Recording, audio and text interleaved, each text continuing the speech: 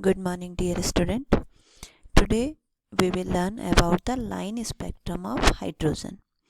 कल हमने अपने वीडियो में पढ़ा कि बोर एटॉमिक मॉडल, जिसमें हम स्टार्टिंग से एक बात कहते आ रहे हैं कि रदरफोर्ड का जो एटॉमिक मॉडल था उसमें एटॉमिक स्पेक्ट्रम ऑफ हाइड्रोजन को एक्सप्लेन नहीं कर पाया। बोर एटॉमिक मॉडल में हमने कल पढ़ा कि बोर एटॉमिक मॉडल जो है वो हाइड्रोजन का एटॉमिक स्पेक्ट्रा को एक्सप्लेन करने में सक्सेसफुल हुआ।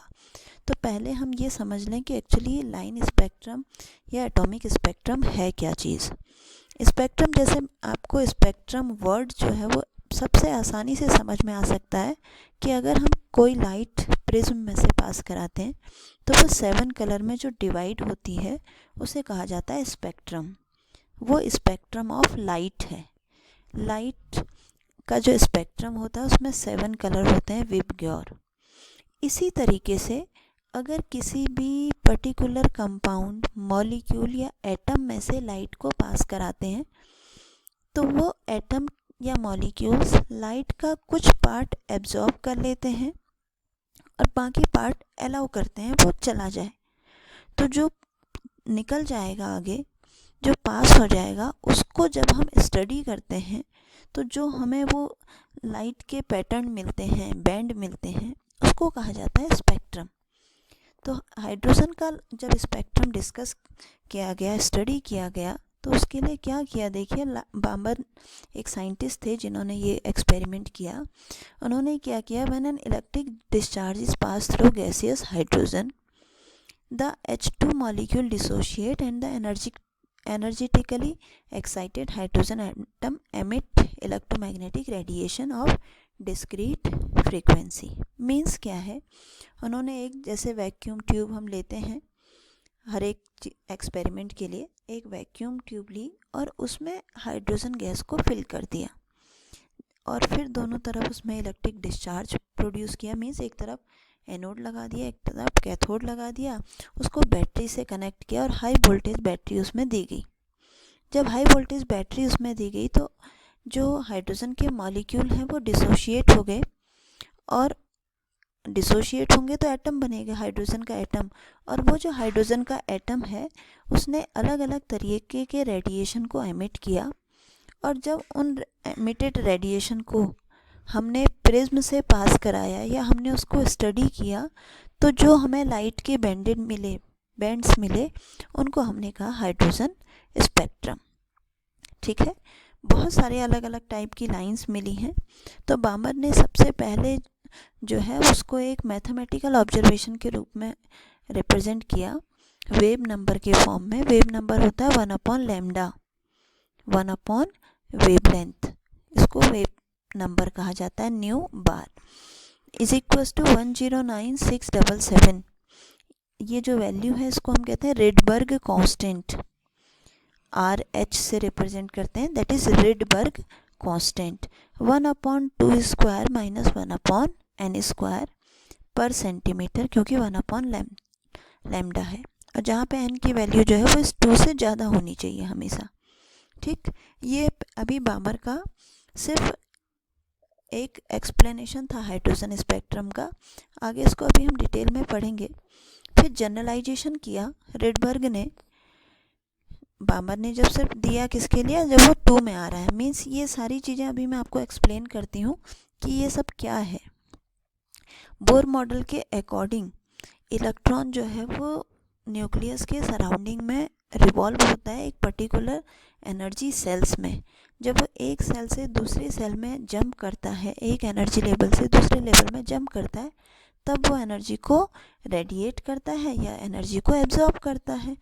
तो जब वो एक सेल, ये जो यहाँ पे N1 और N2 है, जब वो N1 सेल से N2 सेल में जाएगा तो जितनी एनर्जी वो रिलीज़ करेगा, वो एनर्जी बताया बोर ने कि एनर्जी दोनों का माइनस होता है, E2 माइनस E1। तो उसी को मैथमेटिकल फॉर्म में ये कन्वर्ट किया गया है। अब एनर्जी इज इक्वल्स टू क्या होता है, E is equals to hc/λ। Planck concept के अकॉर्डिंग होता है h न्यू या फिर hc/λ। तो इसीलिए यहाँ पे 1/λ की वैल्यू रखी है, और इलेक्ट्रॉन जंप कर रहा है N2 से N1 में, N2 हायर लेवल है, N1 लोअर लेवल है, तो हायर से लोअर में आ रहा है। तो जब हायर से लोअर में आएगा तो एनर्जी रेडिएट करेगा। ठीक है, अब इसको हम इस तरीके से समझें। देखिए, दो तरीके का हाइड्रोजन स्पेक्ट्रम होता है। पहला तरीका क्या है? पहला तरीका बी वाले पार्ट को आप समझो इस डायग्राम से। यहाँ पे हमने एक सैंपल ले लिया। सैंपल मीन्स हमने एक कंटेनर ले लिया जिसमें हाइड्रोजन गैस फिल कर दी, डिस्चार्ज हाइड्रोजन गैस। ठीक, फिर हमने उस कंटेनर में वाइट लाइट पास कराई। यहाँ लिखा ना white light source, white light उसमें से पास कराई। जब इसमें से वाइट लाइट पास कराएंगे तो कुछ पार्ट ये एब्जॉर्ब करेगा, कुछ अलाउ करेगा जाने के लिए। अब हमें कैसे पता लगेगा? तो हमने इसको प्रिज्म से पास कराया। प्रिज्म का काम क्या होता है? जो भी लाइट आ रही है उसको स्पेक्ट्रम में कन्वर्ट कर देना, यानी कि ब्रेक कर देना लाइट्स में। तो यहाँ से वो लाइट ब्रेक होके निकली, यहाँ से हमने इसको डिटेक्ट कर लिया, देख लिया कैसी मिलेगी स्पेक्ट्रोस्कोप। तो हमें ये स्पेक्ट्रम ऐसा मिला। आप देखो इसमें क्या क्या दिख रहा है आपको? कुछ ब्राइट लाइंस दिख रही हैं। ठीक है, यहाँ पे जो रेड वाला पोर्शन दिखाई दे रहा है, ये वाला पोर्शन सफ़ेद दिखाई दे रहा है। इसका मतलब यहाँ पे वाला जो पोर्शन था वो इस गैस ने एब्जॉर्ब कर लिया। ठीक है, ऐसे स्पेक्ट्रम को हम कहते हैं एब्जॉर्प्शन स्पेक्ट्रम। सिर्फ ब्राइट लाइट दिखाई देंगी जो इसने एब्जॉर्ब कर लिया उनको छोड़ के। जैसे मान लो 7 कलर्स होते हैं, 7 कलर में से इसने कुछ पार्ट एब्जॉर्ब कर लिया, वायलेट, इंडिगो, ब्लू एब्जॉर्ब कर लिया, रेड वाला पोर्शन जो है वो जाने दिया। तो आपको यहाँ प्रिज्म के बाद सिर्फ रेड पोर्शन दिखाई देगा। ठीक है, दूसरा होता है ए वाला पार्ट। इसमें क्या है? आपने एक्साइटेड किया सैंपल को, उसको बहुत ज़्यादा एनर्जी दे दी हाइड्रोजन के मॉलिक्यूल को। जब वो बहुत ज़्यादा एक्साइटेड हो गया तो वो खुद ही एनर्जी रेडिएट करने लगा, और उस एनर्जी को, जैसे बल्ब लगा लो यहाँ पर आप, ठीक है, बल्ब को आपने प्रिज्म की लाइट से पास कराया, तो बल्ब में जो भी गैस भरी हुई होगी, नियॉन होती है ना, बल्ब में जो भी गैस भरी होगी, हमने यहाँ बल्ब में हाइड्रोजन गैस भर दी। तो हाइड्रोजन गैस का कैसा उसका स्पेक्ट्रम है वो देखने के लिए हमने उसको प्रिज्म से पास कराया। तो हमें जो है, जो भी जिस तरीके का भी बैंड मिला वो उसको कहा जाता है एमिशन स्पेक्ट्रम। ठीक, मतलब क्या है? एमिशन के केस में, एमिशन स्पेक्ट्रम के केस में इलेक्ट्रॉन जो है वो हाई एनर्जी से लो एनर्जी में आ रहा है, एब्जॉर्प्शन में लो एनर्जी से हाई एनर्जी में जा रहा है। इसको आप समझो, देखो इसे हम समझेंगे। जैसे ये एनर्जी का इंक्रीजिंग ऑर्डर है। ठीक, और ये जो है, ये लाइंस जो आपको हॉरिजॉन्टल लाइन दिखाई दे रही हैं, ये आपके नंबर ऑफ सेल्स हैं।